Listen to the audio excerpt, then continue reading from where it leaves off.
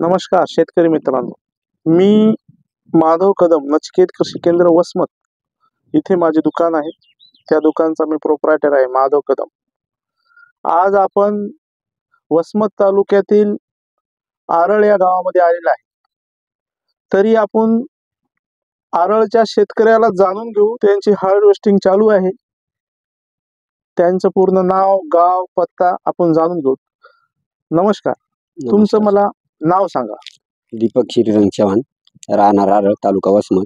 बरं, ही शेती कोणाची आहे? ही प्रभाकर त्र्यंबकराव राखुंडे. प्रभाकर त्र्यंबकराव राखुंडे याची तुम्ही शेती करता? हो. याचं पूर्ण नियोजन तुम्हीच करता? हो. याचं मार्गदर्शन कुठून घेतलेलं आहे तुम्ही?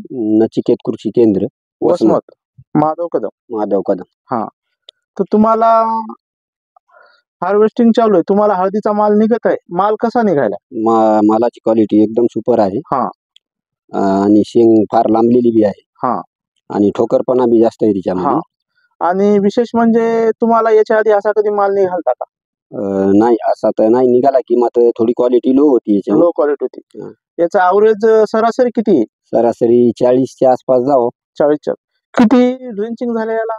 याला 3 ड्रिचिंग केल्या. हा, आणि फवारण्या किती झाल्या? फवारण्या 3 केल्या. 3 फवारण्या. खत कितीदा टाकला आपण? 3दा टाकला. 3दा खत टाकलं.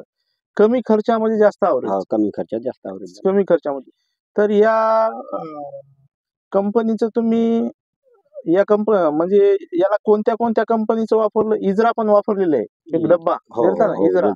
इंडोपी पण वापरलेलं आहे, बरोबर.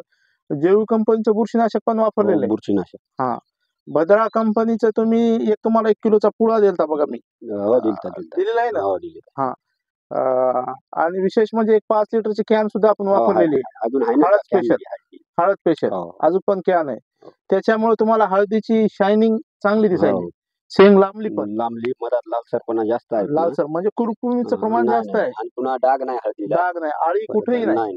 कुठेही. याच्यामुळे तुम्हाला हळदीमध्ये ग्रोथ आलाय. ग्रोथ. साहेब इकडे बघू शकता तुम्ही. हळदीची कुरकुरी बघा कशी आहे ते.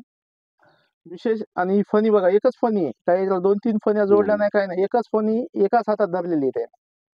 ही एका फणीचा एवढा माल आहे बघा. तिकडे ढीग लागलेला आहे. तिकडे ढीग लागलेला आहे. आपण ढिगाकडे जाऊ. फणी झालं का? नाही, राहू का थोडं. बघा शेतकरी मित्रांनो, आपण ढिगावर आलेला आहे. ही हळदीची शेंगाची साईज बघा तुम्ही. ही साईज बघा, साईज एवढी लांब झालेली आहे. साईज पण वाढलेली आहे. सरसगट सारखीच आहे. आणि विशेष म्हणजे ही 1.25 एकरची हळद काढणं चालू आहे. अजून एक 4 आणे पण नाही झाली. आणि आता 1.25 एकरचा हे हळदीचं क्षेत्र हे काढायचं राहिलेलं आहे. यायचं म्हणणं बा याच्यापेक्षा बी जास्त ॲव्हरेज हिच्यामध्ये येईल. कारण पाल्याला हिच्यापेक्षा छान होती. अजून पाल्याला हिच्यापेक्षा छान होती, हे त्याचं म्हणणं आहे. दोन्हीवर बी आपण मार्गदर्शन केलेलं आहे. यायला वापरते वेळेस इंडोपी, इजरा, पुन्हा भद्रा कंपनीचा आपण हळद स्पेशल पण दिलेला आहे. हे अशा गोष्टी त्याला दिलेल्या आहे. खत व्यवस्थापन त्याने व्यवस्थित केलेलं आहे. आणि त्याला विक्रमी उत्पन्न आलेलं आहे.